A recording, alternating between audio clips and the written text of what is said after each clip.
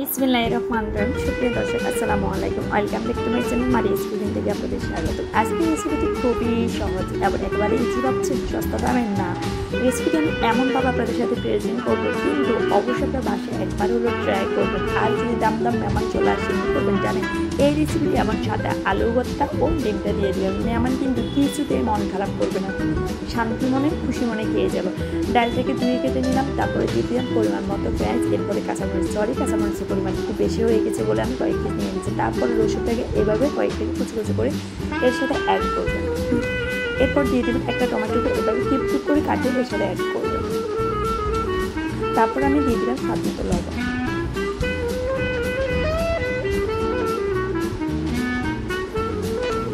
এরপর দিয়ে দিলাম ধনিয়া পাতা।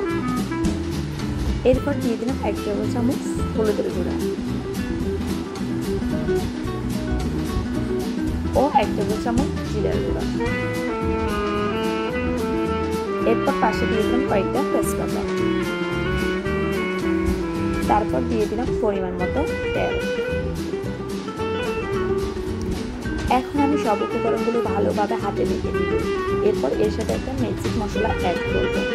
কিন্তু ডাল আমরা অনেকভাবে রান্না করি, আর বিশেষ করে এভাবে রান্নাটা আমাদের কমে করা হয়, কিন্তু বাসায় অবশ্যই এভাবে একবার ট্রাই করবেন, দেখবেন কিন্তু ডালের রেসিপিটা সম্পূর্ণ আলাদা, খেতে এতটাই শান্তি লাগবে কিন্তু।